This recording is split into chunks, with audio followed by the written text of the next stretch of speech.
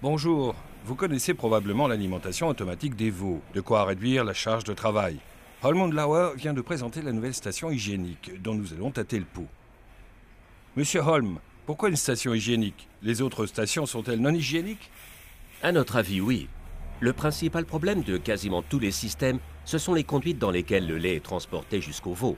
Soit vous devez les nettoyer manuellement, soit certaines parties du tuyau, la plupart du temps la partie juste avant la tétine, ne sont pas correctement nettoyées. Et voilà ce qui se passe.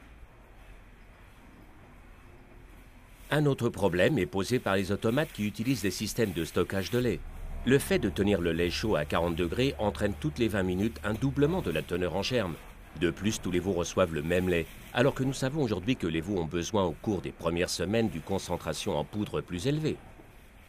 Le troisième problème, c'est l'hygiène de la tétine. Chaque veau laisse, lorsqu'il boit, du mucus au niveau de la tétine, de sorte que les germes pathogènes se transmettent d'un veau à l'autre.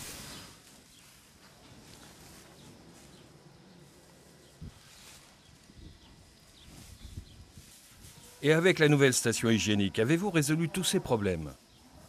Oui, dans la nouvelle station hygiénique, tous les tuyaux sont nettoyés à chaque fois qu'un veau a bu, jusqu'à la tétine. Il reste complètement propre, même sans nettoyage manuel. Faites la comparaison. À quoi ressemblent les tuyaux des autres automates? Et nous, chez Holm Lau, nous ne travaillons pas avec une réserve de lait susceptible de produire des germes. Venez avec moi. Pour chaque veau, le lait est mélangé frais et est disponible au bout de 4 secondes seulement au niveau de la tétine.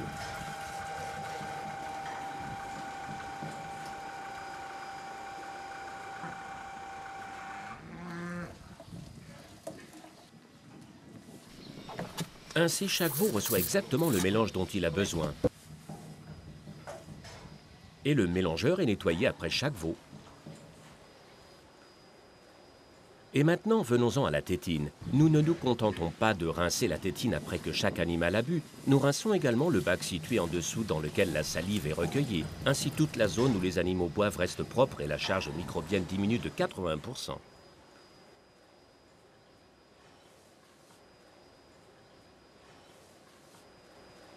Ok, compris. Je vois que la tétine est dirigée vers le bas. Ne doit-elle pas être droite? Non, tout comme les tétines de la vache allaitante, la tétine est dirigée vers le bas.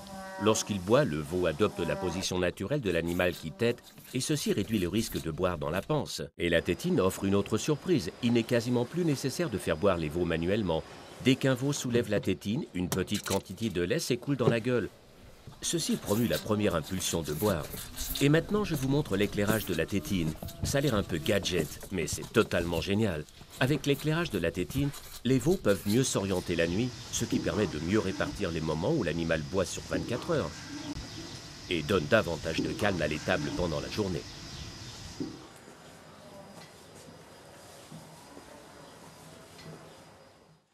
Ok, compris. Et qu'en est-il de la maintenance? La tétine se remplace très aisément avec une fermeture rapide et tous les autres éléments importants sont repérés en jaune et bien accessibles à une hauteur de travail confortable. Toutes les pièces sont bien protégées et emballées à l'abri du gel. Et pour l'évacuation du fumier, la nouvelle station hygiénique peut être basculée vers l'avant de 90 degrés, de sorte que toute la surface peut être nettoyée confortablement avec le tracteur.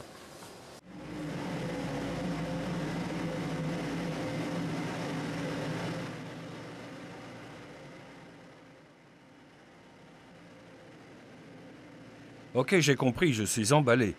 Merci de cet entretien, monsieur Holm. De rien. Au revoir. Au revoir.